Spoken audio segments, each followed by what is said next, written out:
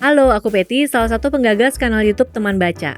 Jadi sebenarnya lewat kanal ini aku pengen mengajak para teman baca yang posisinya bisa di mana aja, tapi yang penting punya keinginan untuk berbagi pengalaman membaca mereka tentang buku-buku yang mereka baca dalam format audio tentunya ya, karena medium utamaku adalah podcast.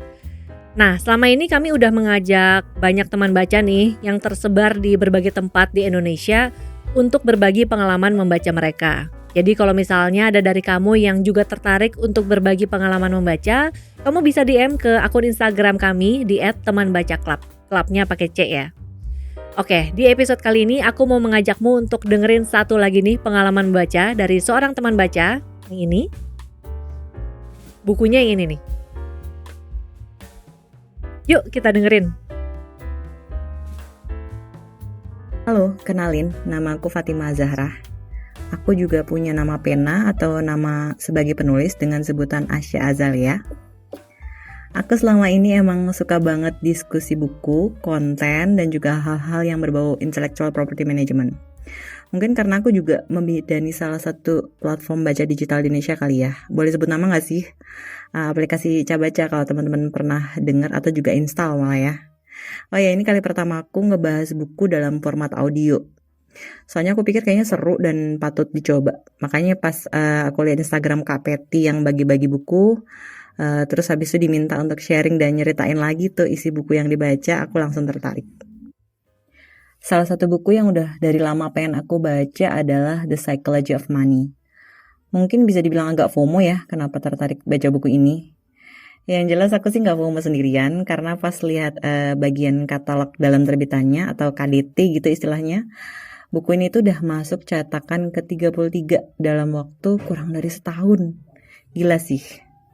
Aku kurang tahu cetakan terbarunya tuh udah cetakan keberapa. Tapi kalau ngelihat di cetakan yang aku baca sih kurang lebih udah ada lebih dari 100.000 eksemplar deh buku yang beredar. Itu di Indonesia doang ya. Kalau di seluruh dunia sih udah jutaan kopi.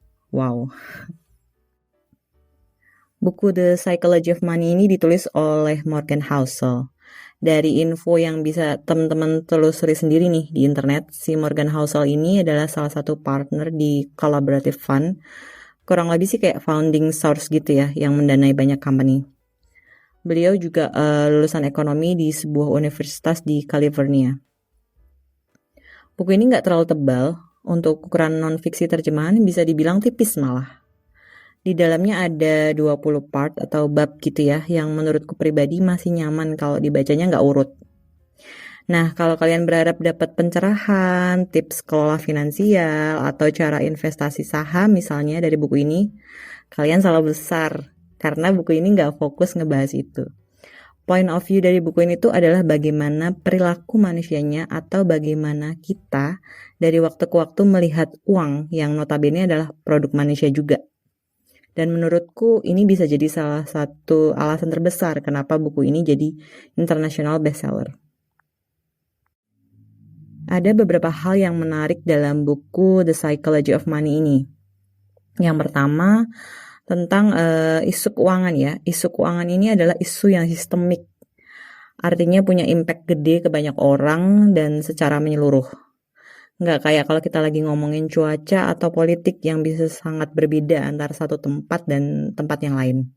Tapi meskipun isunya besar, ternyata pandangan, pemahaman, bahkan sampai ke pengelolaan finansial antara satu individu dengan individu yang lain tuh nggak bisa disamain. Misalnya kalau Morgan Housel dalam buku ini mencontohkannya tentang si mantan petugas kebersihan ya, yang bisa mewariskan $2 juta ke anak-anak tirinya dan $6 juta buat dia sumbangin ke rumah sakit dan perpustakaan setempat. Nah, gimana sih rasanya punya rahasianya punya duit sebanyak itu gitu? Jawabannya nggak ada. Dia cuma bekerja seumur hidupnya dan menabung berapapun di dalam saham blue chip gitu.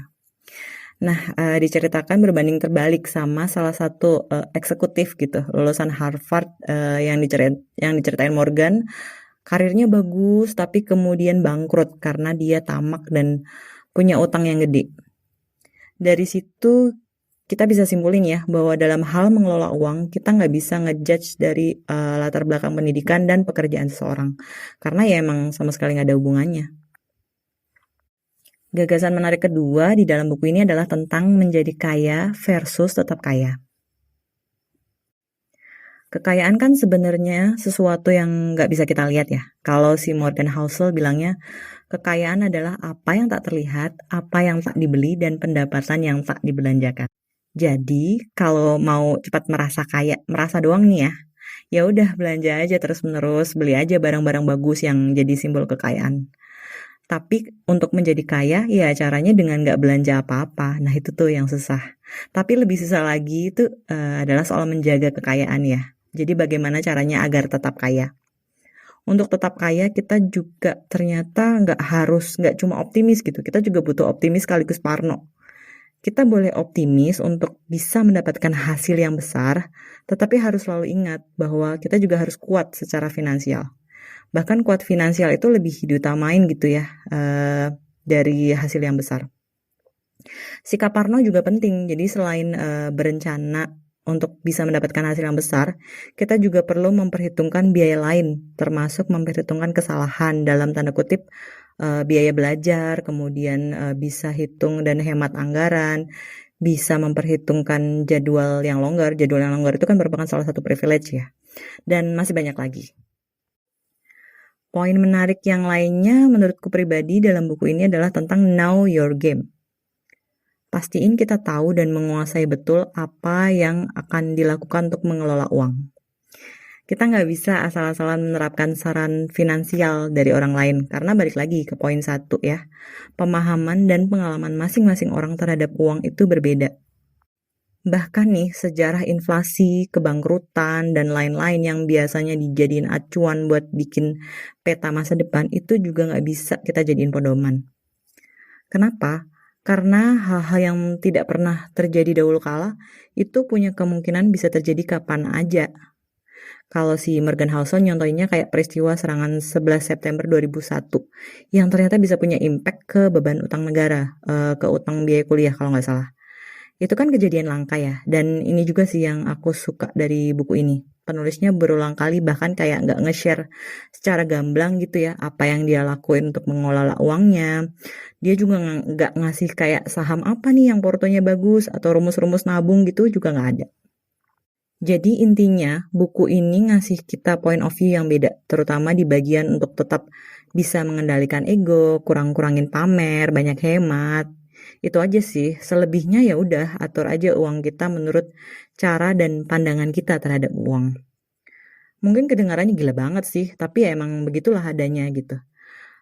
Yang penting kita tetap know your game, kelola uang dengan cara yang bikin kita masih bisa tidur di malam hari atau cara yang masuk akal.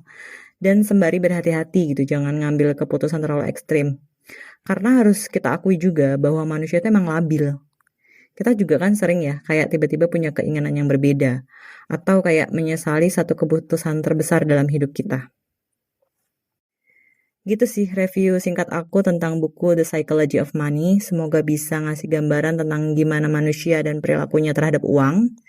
Semoga kamu juga bisa baca buku ini dalam waktu dekat ya, seru deh. Sebagai penutup, aku mau ngucapin makasih buat yang udah dengerin dan juga Kak Peti yang udah ngada-ngadain bagi-bagi buku. Dan kalau ada hal-hal yang kurang berkenan atau teman-teman pengen diskusi lebih lanjut, boleh aja nih mampir ke Instagram aku ke @asya_azalia. Selain ngomongin buku, aku juga terbuka untuk brainstorming ide cerita, crafting something, dan lain-lain. Sekian, sampai jumpa di lain kesempatan.